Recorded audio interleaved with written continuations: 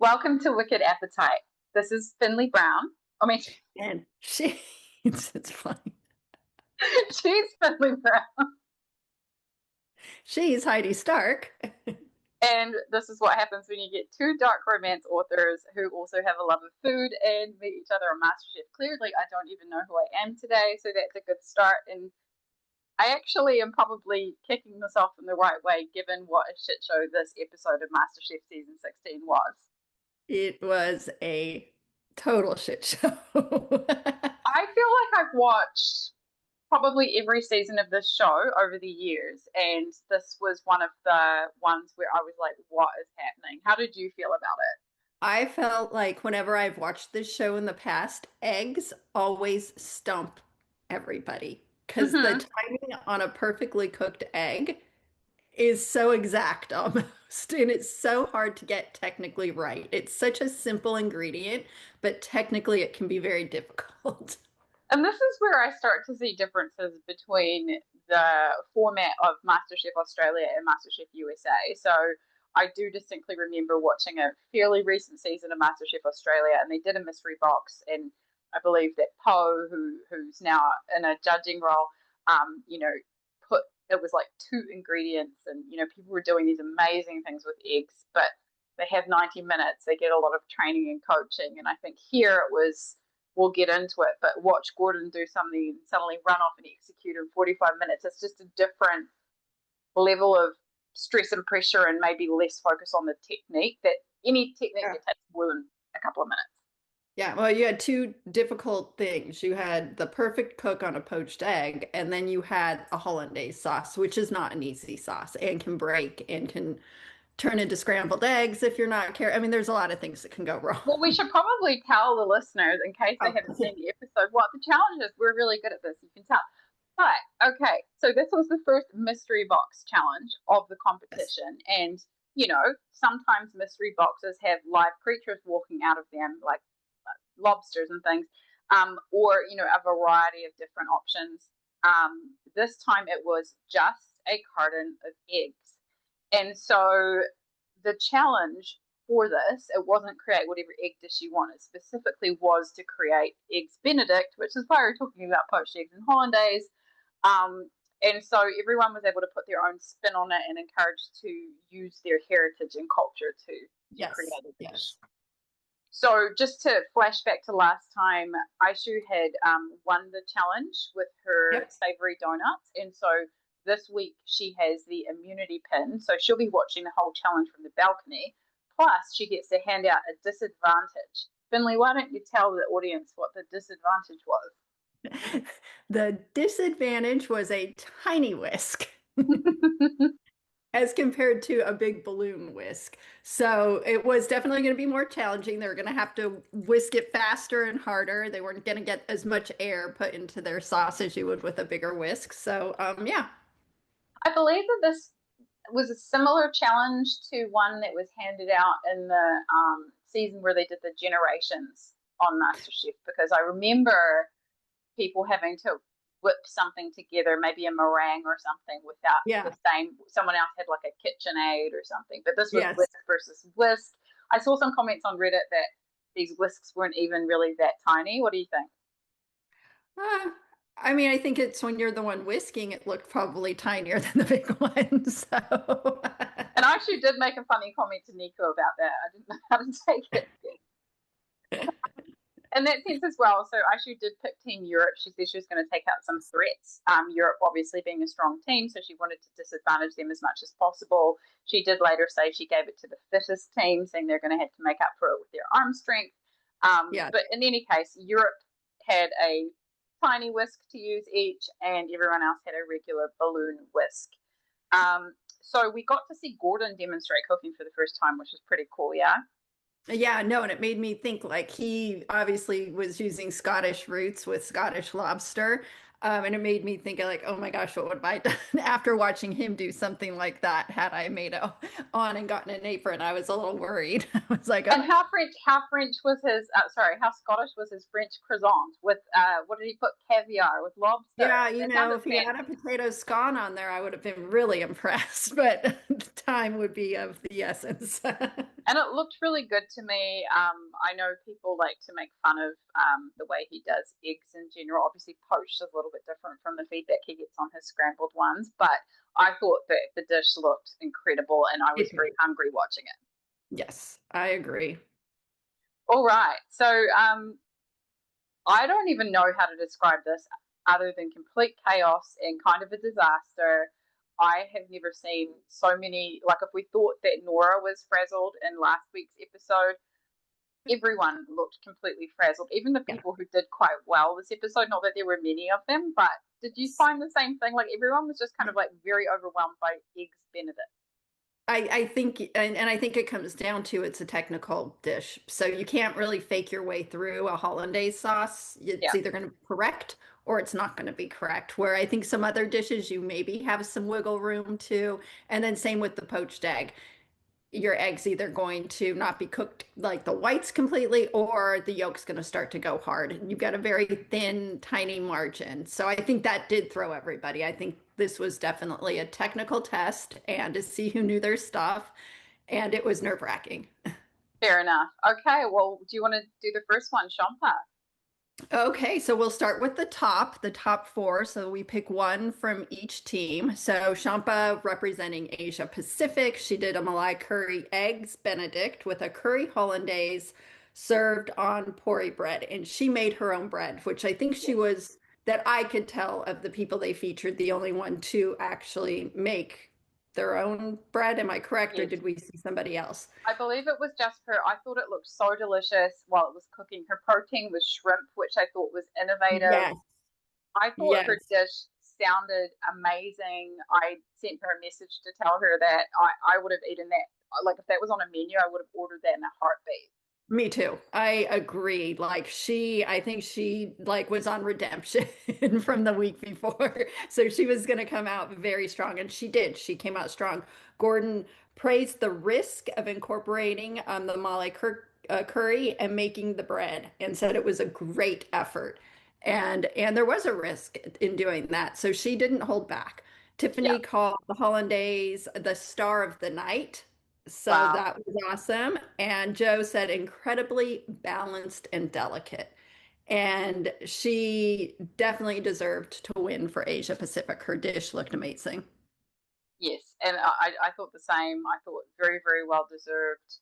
And all four of the ladies who were called up for the best dishes, I thought that there weren't many strong performers of the evening. I thought these four were very well deserved.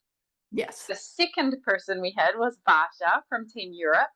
And so Basha did Kapelster eggs Benedict with a dill hollandaise sauce and pork sausage. Again, I think, I'm a big savory brunch person, so you don't have to sell me too hard on an eggs Benedict. It's a classic, but the dill and the hollandaise, I thought that Yeah. sounded delicious. I know she's played with dill before. Pork sausage, just giving that savoriness with maybe a hint of sweetness. I just thought it sounded delicious. Yeah. And I think she had sauerkraut on there too, which is so Oh, unusual. But like, what a brilliant idea to give it that little bit of a pickly flavor to cut the rich hollandaise. almost like Excellent. that fermented kind of brininess. Hmm. I think that was really cool. I do have to say, so Basha was in complete panic mode. Like, everyone was in Yes. this challenge, but she was almost in tears a couple of times that we saw. And based on her performance, it felt to me like she was a student in school freaking out over the possibility of getting a B when everyone else was worried about failing. Yes. And she really struggled with that tiny whisk. She was not happy about the tiny whisk. However, she was really worried about her hollandaise and was so scared when Gordon was like cutting into the egg and everything. But he said it was delicious. Her eggs, just that perfect gooey yolk Yep. that oozed out. He told her to stop second guessing herself, which I agreed watching that. He said the flavors are exquisite. Tiffany really enjoyed the way that the eggs looked too, and the consistency of the hollandaise she described as inviting. And Joe, to your point around the sauerkraut, said he never would have thought putting sauerkraut and pork in a Benedict, but he thought that she was being really honest to her roots, which is what Yeah. made it work. And I think that's the essence of what the season is about. Yeah. Yeah, I think she rose to the challenge for that. She did stay true to her roots and it worked. Amazing. On to the next person who was in. Okay, we have Maria with the Americas, and she did an eggs Benedict with allo poro cremoso, eggs Benedict with creamy leeks. So, Yum. and she was the only one who decided to just go vegetarian and not put a protein on there, Mhm. which was definitely a risk, but it was a risk that paid off. And I have to say, I love leeks, Me so I was too. so excited to see her cooking with leeks and making them the star and knowing that that it could work to be the star. Gordon said it was delicious, thought the leeks would be too rich, but it wasn't. And it said humble cooking at its best. And I think that's a good reminder because culturally, some of, I can speak for Scottish food is kind of can be humble food. And when you can elevate it to that level, that's really good cooking. Tiffany said there was a lot of great flavors and depth. And Joe said it was a great example of less is more. Because some I people think try to put too many things on their plate. She was very restrained and it worked. it shows a sense of confidence. I totally agree. And, leeks are interesting. I love leeks now. When I was growing up, a little bit like cooked onions, like Hmm. when you get them and people cook them and they're a bit slimy, there's a textural component. Now I Hmm. adore them. If I see leeks on a menu, I will basically order the thing. Obviously, I love a good leek and potato soup. The fact that she did this so creatively with eggs Benedict, I'd love to try that because it sounds really, really interesting to me. It does. Her dish, it was one of those where I thought I have to try and make this.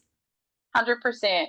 And then our fourth top dish of the evening for Africa was Haiti. And so Haiti did a crawfish eggs Benedict with a peri hollandaise sauce. I thought that was very, very clever. I love peri. That said, anything Too. that's on the spicy, super flavorful Yeah. side, I would have struggled between these dishes if they were all on a brunch menu. And I'm very picky, but these all sounded incredible. Yes. Um, what did you think about this dish? Well, one, I thought it was beautifully presented. Once again, Haiti, we know, knows how to plate. Gorgeous. Yes. And I'm with you. I love a spicy peri peri. So as soon as I thought of how well that would work in a hollandaise to kind of lift it, I was like, I had a feeling she was going to do very well. Yes. Oh my goodness. And Gordon agreed with us. He loved the idea of the peri infusion across the hollandaise. He thought it looked good. Tiffany said, and I thought this was interesting. It was the lightest eggs Benedict that she'd ever seen, and ever experienced, and she thought it was really good too. Joe thought the use of seasoning was smart, and he described it as restaurant quality, which is a Yeah, big compliment coming from Joe, who's eaten at many, many restaurants. extremely big compliment. Awesome. So the winner of the challenge was Haiti for Africa. So Yes. she earned herself the immunity pin, but she also saved everybody in her team. So she'll go into the next challenge with the immunity pin, and everyone from Africa is safe from tonight's elimination. Yes. Um, Yes. so that takes us to the bottom dishes. That does take us to the bottom, and we will start with Asia Pacific Yes. and with Fu. And Fu made a shaking beef eggs Benedict with a Thai basil hollandaise. Mm-hmm. And Fu looked rattled cooking. I thought Yeah. he seemed so composed the last few times we've seen him cook, and today I think eggs Benedict rattled him a little And bit. he said it was like he'd maybe poached an egg or made a hollandaise. I'm not sure which one time before, so it was Yes. brand new for him. Yes, yes, and that's exactly it. I think this was a new kind of well, not ingredients, but new techniques for him. So with the hollandaise and with the poaching of the egg. Um, so I'm sure it smelled delicious because his food always just has like when he's cooking, just it's such a beautiful aroma. But Gordon said he overcomplicated the dish and he said the idea of shaking beef with a Benedict is a nightmare. It's messy, it was confusing, and it Mm. lacked elegance. And it did kind of look messy on the plate. So that was Gordon's. Tiffany said the plate was messy and the Thai basil didn't hit the right profile for the Yeah. hollandaise. And Joe said it didn't show mastery of basic techniques, which is again what I think that they were trying to do is this was definitely a technique challenge over a flavor. I mean, the flavors had to be there, but it was definitely a technique challenge. And he said, when you focus too much on being clever, you lose the foundational skill required to stay in this kitchen. Ouch. And So that's the that thing. one I was think an ouch, but Fu wasn't the only one who struggled. no, and So he took it very far away from the spirit of the eggs Benedict. I have seen ones done with steak. Usually they're the item on the menu that no one really orders because it's yeah. way more expensive than everything else on the menu is just kind of there. I think I tried it once when I was working in restaurants, and it was an interesting idea, but I think then taking it even further into a shaking beef, I get that he was being creative, but as you say, this was really a sneaky test designed to Yeah, test your technical. it was definitely. All right, well, on to the word of the evening with Nico Oh, and his bomboloni eggs Benedict with tomato jam, braised artichokes, and basil hollandaise sauce. So yes. Nico's was, dare I say, the most controversial dish of the evening. He got a very hard time about this dish, and he said that he was trying to base it off a bomboloni, which apparently is some kind of Italian donut. Yes, I it's have a seen, yeasty donut, kind of. So yeah, yeah, more and one of those light raised yeasty donuts. maybe he was, I know cronuts and what have you have been on trend, and people try and play with those and croffles and all these kind of hybrid things. And then obviously watching Gordon do it with a croissant, maybe that's what inspired him.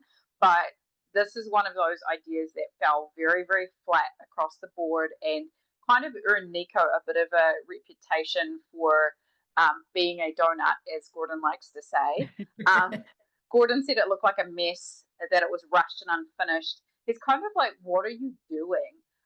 He thought that the eggs and the tomato jam actually tasted really good, but that's probably what led to Nico not automatically being eliminated, I would say. Yeah. Tiffany said that the hollandaise itself was tasty, but it was a weird texture. I've experienced that too. Someone once made that for me, and it was like a curdled hollandaise, but it tasted quite good. I'm going to say that while he was cooking and Tiffany came up to speak to him, she told him twice to add more butter to his hollandaise. She So I did, think when she was tasting, if she wasn't, she was looking for something specific and I think looking to see if he listened to her and which if he did he add the struggled butter. to do, but maybe did it enough to save himself. And then this was quite an altercation between him and Joe. Joe straight up said, Yes. "Do you think we're stupid? Bomboloni is a donut. This is a croissant. You're not fooling anyone in the room." What did you Yeah. think of that? I think this is a case of misnaming your dish. Yeah. And if he should definitely not have called it a bomboloni if it was not a donut. Like I think that is just, and I think that irritated Joe, Yes. who is Italian, who it was expecting a donut and got a croissant. And I think it was just a classic case of we misnamed our dish, and he shouldn't have used the word bomboloni.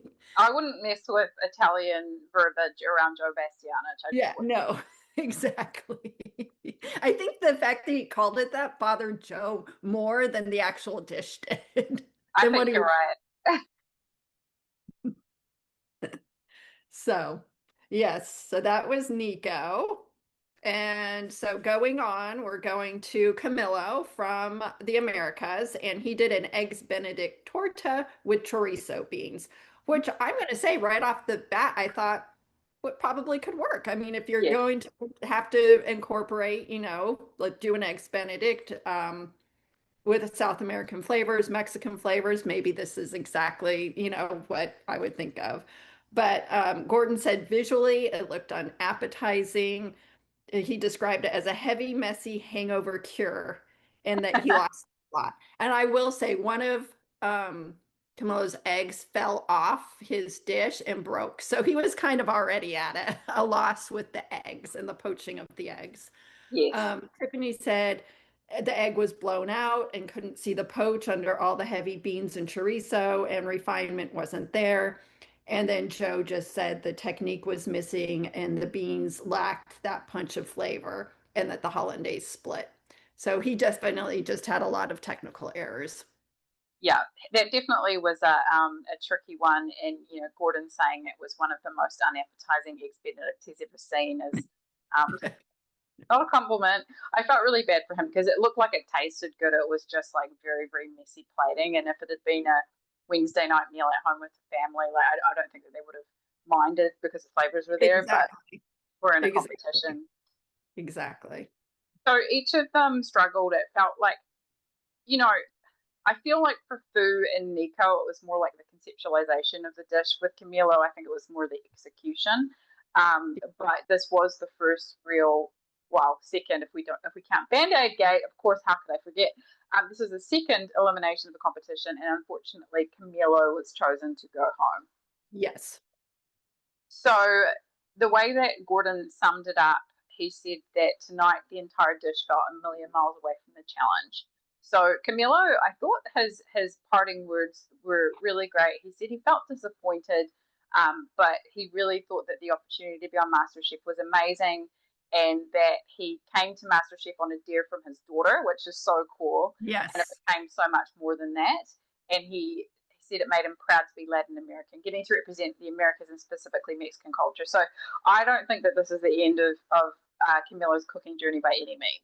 Oh, goodness, no. He's got such a beautiful family and he's got such a wonderful like outlook on life and taking risks and doing this for his daughter challenged him. I love that. No, I definitely it's not the last we'll see of him. And I know his flavors were there. It was the execution of the technique, and I he's got 1,000 great things still to do. 100%. Okay, well, I know that you have got some exciting book things going on. So what's going on with Perfect Pairing?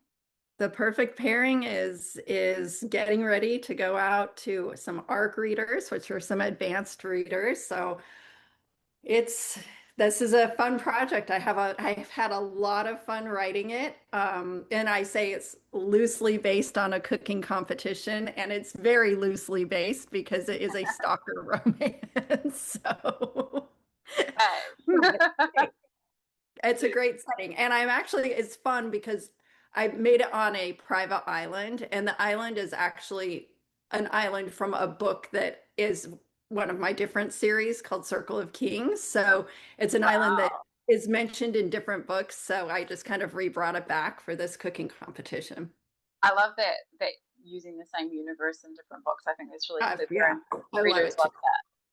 Awesome. Well, for me, I'm busy working on the book two of my Yeah, Scarsoul's duet, which is Scar So Vicious. And for now, Scar So Lovely is out there as well. So we're pick kind it of in up. that.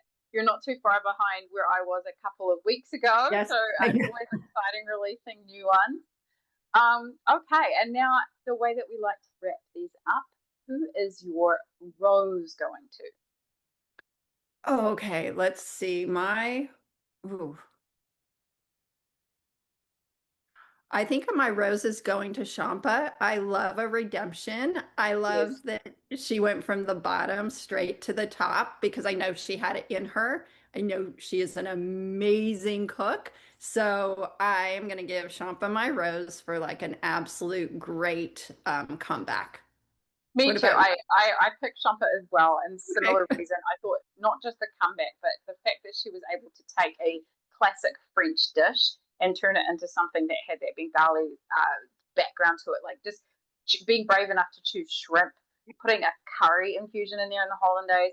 She was clearly like doing this on the fly. It's not something she whips up every weekend, and No. making her own bread. I just thought it was a very, very impressive challenge that was like just her result was what this season is all about. Yeah. Yeah. I totally agree. Now, wooden spoon. Hmm. And we might be giving this to the same person too, maybe different. I'm giving it to Nico. Oh, me too. Only because Nico, when somebody asks you to, and this could be an editing thing, because maybe he did add more butter and they just didn't show it. But when somebody says twice to put more butter into your hollandaise and they are Tiffany, you put more butter and get your hollandaise right. I'm gonna change And that mine. 100% could be editing. and maybe he did, but It could be. It could be. I'm gonna give two. I'm gonna give one to Nico as well because the bomboloni fiasco, the way it was described, it was gonna piss Joe off. Like, come on, read the room. It's Joe, in Italian stuff. But I would also say I'm gonna give it lightheartedly to Basha because she was so hard on herself and so second guessing, and it's like everyone else sucked so much worse than her who was in the bottom, yeah, and yeah. they were trying really hard, and that was really stressful. But hers was beautiful, and it was just a case of her holding her standards so high as she should, and coming through with an amazing dish. But like the panic she clearly was feeling, I feel like she could have avoided that and just trusted herself more. Yeah, I'm going to tell you, she could be a little bit of a dark horse in this competition. I think she is going to do much better than she gives hers. Like you said, I think she is probably a perfectionist and is really hard on herself. I think she's going to do pretty well, though. Awesome. Well, I'm excited. We are a little behind on getting this episode out, which is totally fine. Life was lifing. But the next episode will be a team challenge, the first of the season. Yep. And the top 18 home cooks are going to prepare meals for 100 soccer players who are young children who we know have opinions and lots of energy and thoughts about food. And so we're going to have captains and people doing different things. And I know it's always like chaos in these challenges. I can't wait No, to I'm so excited. I love a team challenge. Awesome. Well, we will see you all next episode. Thank Okay. you for listening. Bye-bye.